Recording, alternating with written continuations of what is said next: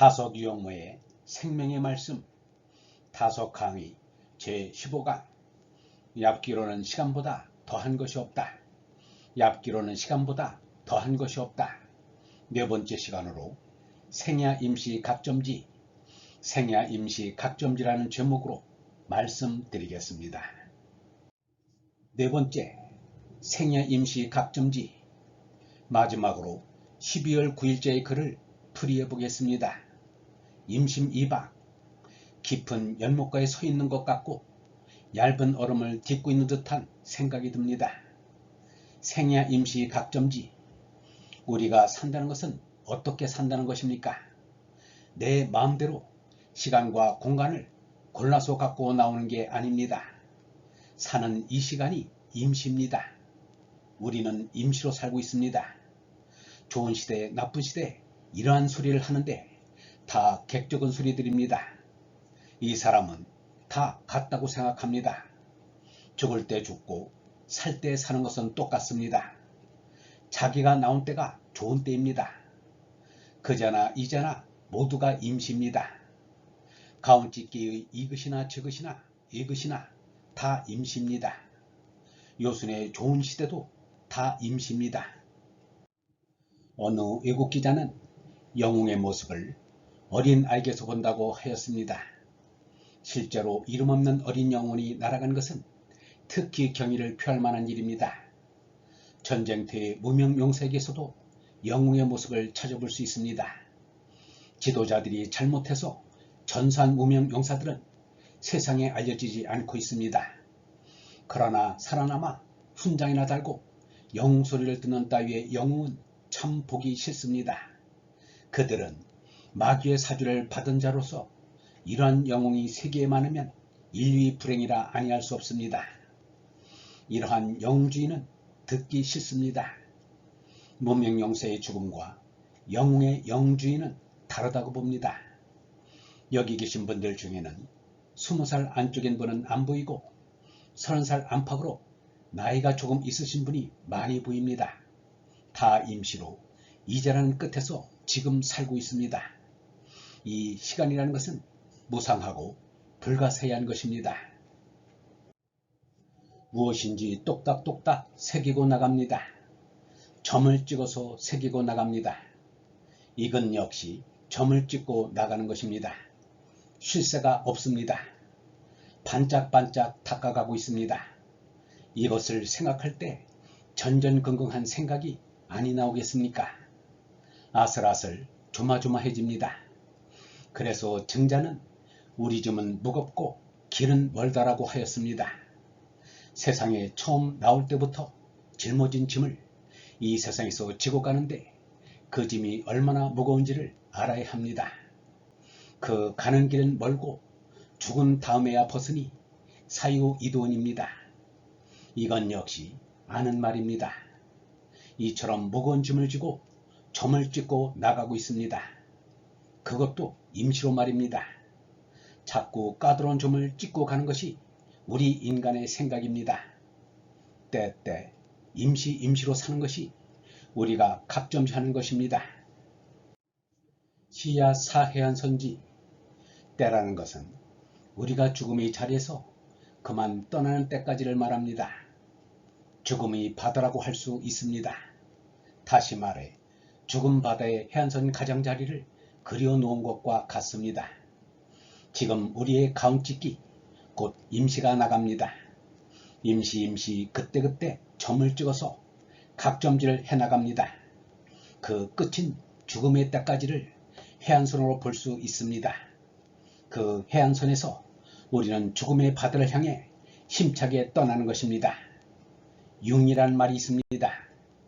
휘황찬란한 빛이 뚜렷한 육지를 떠난다고 해서 이렇게 표현합니다.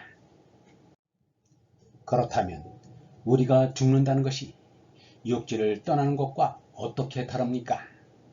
육리를 빛이 찬란하다고 쓰는 것은 무슨 장난일까요?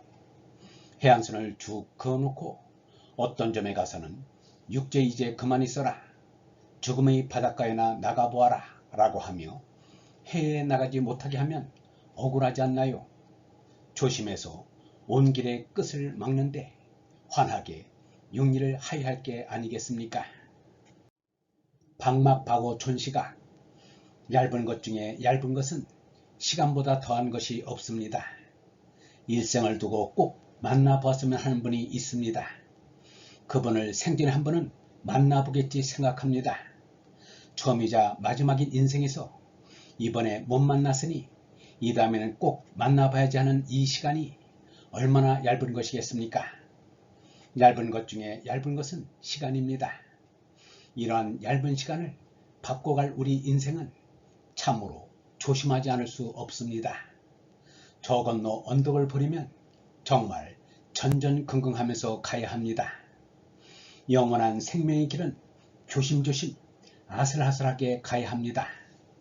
임시로 사는 여기를 불행으로만 돌리지 말고 조심조심해서 영원한 생명을 찾아야 하겠습니다. 해안선을 떠나는 것도 환하게 육리를 하유합니다. 신막 심어 망해하. 육리에서 떠나는 그 앞바다처럼 깊은 것이 없다는 뜻입니다. 이제 그만 해안선을 그어 놓았는데 육지에서 알 것 다 알고 바다에서 용감하게 영생의 언덕을 향하여 출항하는 감사의 일념으로 아주 육리한다는 것을 말합니다. 그보다도 깊은 뜻을 갖는 것이 어디 있습니까? 세상에 나온 뒤로 우리는 자꾸 이 깊은 죽음의 바다를 향합니다. 이 사람이 늘 이야기합니다만 우리는 죽으면 다 없어집니다. 내가 있고 비로소 모든 것이 있는 것입니다. 내가 없으면 모두 다 없어집니다. 우리는 세상에 날 때부터 사형 선고를 받은 상태입니다. 형무소에서 사형을 집행할 때 죄인도 모르게 끌고 가서 죄인이 디고선 마루층이 떨어집니다. 그러면 죄인은 목이 졸려서 죽습니다. 이와 같이 우리도 태어날 때부터 사형 선고를 받고 나왔습니다. 아직 뒷구선 마루청이 떨어지지만 않았지 언제 떨어질지 모르는 형편에 있습니다. 우리들 앞에 놓인 깊은 죽음의 바다로 누구나 다 가는 것입니다. 죽음의 바다처럼 깊고 깊은 데는 없습니다. 그러니까 변혁하는 세상에서 교역하자는 우리들은 날 때 낳고 갈 때 갑니다.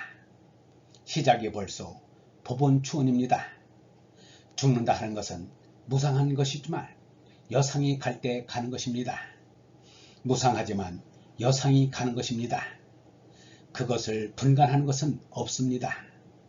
다 가서 마칠 때 죽음의 바다가 깊다고 해서 야단치고 걱정할 것은 하나도 없습니다. 걱정할 것이 있다면 내 짐이 무겁고 길이 멀다는 것뿐입니다. 이 짐을 벗을 때가 되면 홀가분하게 되어 마음껏 뛰어보는 것이 육리입니다. 우리의 생은 임시이고 각점지라는 것을 느껴야 합니다. 때라는 것은 죽음의 바닷가에 금을 그어놓은 것 같습니다. 경부선을 타고 부산에 온 것 같이 경인선을 타고 인천에 온 것 같이 종착역에 여상이 오고 여상이 가는 것입니다. 날 때나 죽을 때나 올 때나 갈 때나 다 여상이 합니다. 얇기로는 시간보다 더 얇은 것이 없습니다. 깊은 것 중에서 죽음의 바다처럼 깊은 것이 없는데 내가 죽는 내 앞의 바다는 태평양보다 더 깊습니다. 이것을 알면 다 같다는 것을 느낍니다. 깊은 것이나 얕은 것이나 높은 것이나 낮은 것이나 다 같다는 것을 느끼게 됩니다. 다 내 깃이 이렇습니다. 내 깃이 아닌 것이 없습니다. 아슬아슬하고 조마조마한 이 세상에서 우리는 실상 직경 3만이나 되는 두터운 지구란 땅덩어리 위에 발을 딛고 서 있습니다. 이같이 두텁다는 것을 인식시켜주는 것은 안심하라는 뜻입니다. 이 두터운 지구 위에서 우리는 상대가 무엇인지 모르고 서로 난삽을 거듭하여 잘못 딛기를 일삼습니다. 두터운 곳에서도 그러하니 얇은 곳에서는 어떻게 될지 걱정입니다. 무엇을 알고 옳게 디딜 줄 알아야 합니다. 그러나 보십시오. 번듯한 자동차를 타고 다니는 그 꼴을 보십시오. 그 시각에서 제 것을 찾는 것인가를 한번 돌이켜볼 필요가 있습니다. 그따위 지구가 정말 점점 넣는 얼음인 줄 모릅니다. 산만이라는 두께가 어디로 다 가버립니다. 우리는 그것을 알아야 합니다. 깃이라는 것도 날개만 있다면 재미가 적습니다. 깃과 긋이 서로 응하는 것이 있어야 합니다. 긋은 세상을 걸어가는 것이고 깃은 위로부터 내리긋는 것이 있어서 서로 응하는 바가 있습니다. 은은 얇은 얼음, 이가 깊은 바다를 나타냅니다. 이긋할 때 이는 깊은 바다를 말합니다. 긋은 얇은 이 세상의 얼음입니다. 제각기 가진 깃과 긋은 점점 얇아지고 결국은 못쓰게 됩니다. 특히 긋도 이루 말할 수 없이 닳고 얇아져서 나중에는 못쓰게 됩니다. 못쓰게 되면 그만입니다. 이것이 생명입니다. 깃끝으로 응하는 바가 있습니다. 여상 부력은 아주 기껏합니다. 우리는 깊은 데나 얇은 데를 위태롭게 갑니다. 우리가 기대하는 것은 깃과 긋이 꿋꿋하게 가고 종국에는 기끗하게 갑니다. 우리가 속에서 기끗하게 가면 자꾸 기끗한 동포가 많이 나옵니다. 그러면 우리나라는 기끗한 나라가 되고 기끗한 사회가 됩니다. 그저 크려고 하고 그저 높으려고 하면 안 됩니다. 죄다 무엇인지를 알아야 합니다. 아무리 재산을 많이 모으고 높은 지위에 앉아있더라도 깃끝을 모르면 쓸데가 없습니다. 깃끝을 지켜서 가야 합니다. 제 깃을 갖고 가면 절로 깃끝이 되고 영원히 깨끗해집니다. 다른 것은 다 모릅니다. 제 깃을 제가 갖고 가면 종당엔 갈 곳으로 갑니다. 깨끗해집니다.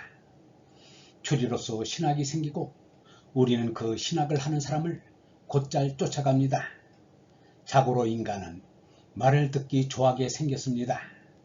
언제든지 추리를 하여 합니다.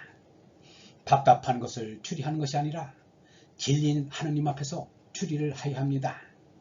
섣불리 사람 앞에서 이러고 저러고 말하지 맙시다. 사람들이 듣는다고 하여 짐작으로 쓸데없이 말하면 안 됩니다.